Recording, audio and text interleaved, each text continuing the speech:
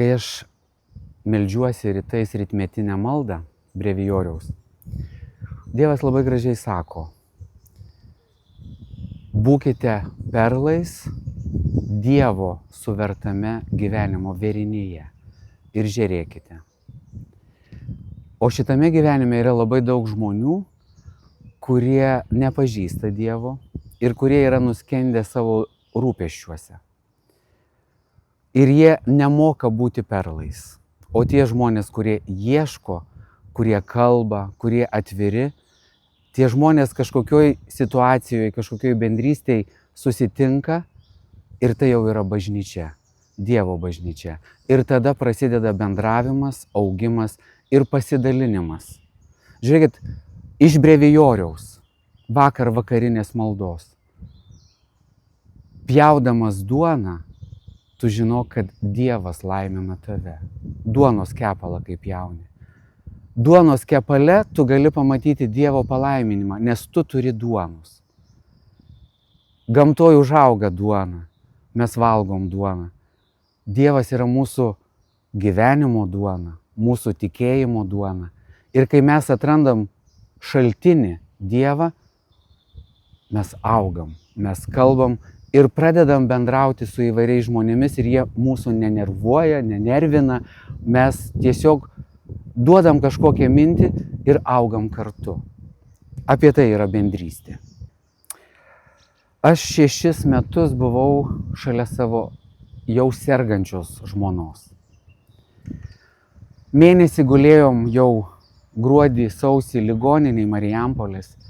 Ir aš budėjau su savo dukrom tenai naktimis, mes keisdavomės. Ir aš naktimis, kai aš išeidavau į koridorių, aš matydavau žmonės, kurie nemiega.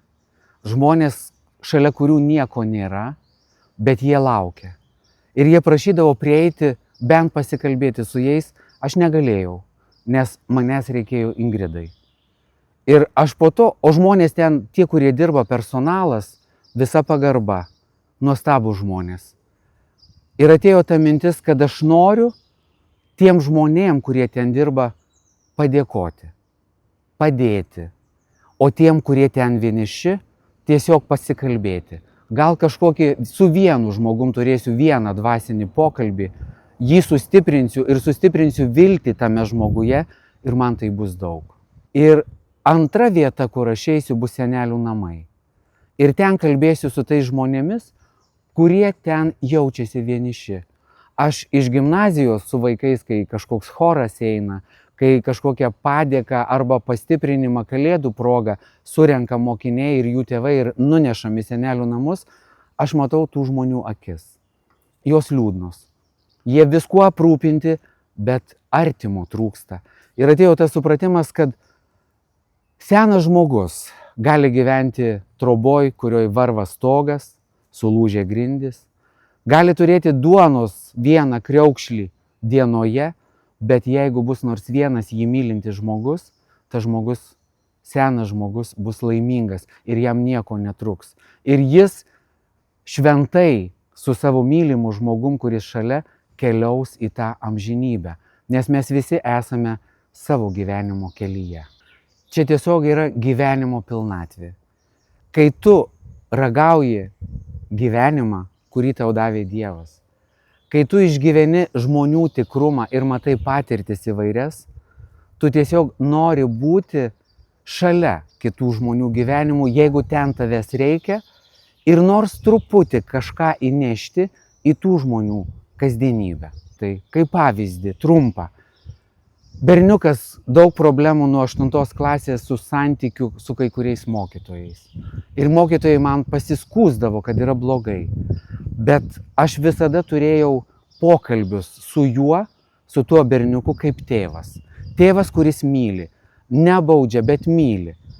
Ir įsivaizduojat, per mano žmonos laidotuvės, per Šermenis, penktadienį, pats pirmas, kuris atėjo, mano 11-tokas, atvažiavo su motociklu, su baikerių rūbais, atėjo prie man brangaus žmogaus karsto pareikšti užuojautą. Apie tai yra kiekvieno iš mūsų pavyzdys ir veikimas ten, kur esi ir kaip gali. Ir kai esi atvira širdim, laiko viskam atsiranda. Kiekvienas žingsnis link kito žmogaus jau kuria santykį. Tie, kurie parodo pavyzdį, kaip būti savanoriaujant, jie yra ta Dievo žingsnis prie žmogaus, kuris tą dieną yra mažutėlis.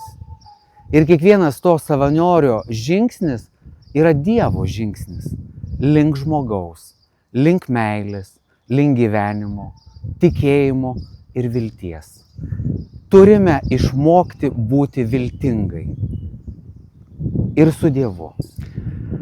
Visi tie, kurie svarstot eiti savanoriauti į įvairias erdves, į ligonines, į kariuomenę, į senelių namus, pas kaimynę, kuri nebeišeina į kiemą, tiesiog pasėdėti ir pakalbėti, tiesiog galit pažiūrėti į mano akis.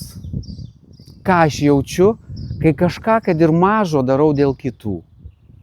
Tiesiog Dievas moko gyventi, moko mylėti, bet jis apgaubia savo meilę. Ir tu išbūni visose situacijose. Ir tu nori, kad visi žmonės tą pajustų.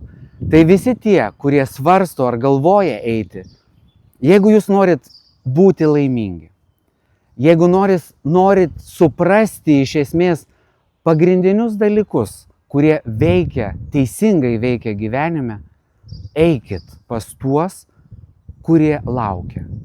Ir galbūt paskaitysit tik tai knygą. Galbūt surinksit auką ir išpildysit seno žmogaus svajonę. Ir tai bus žingsnis link tų, kuriems mūsų reikia.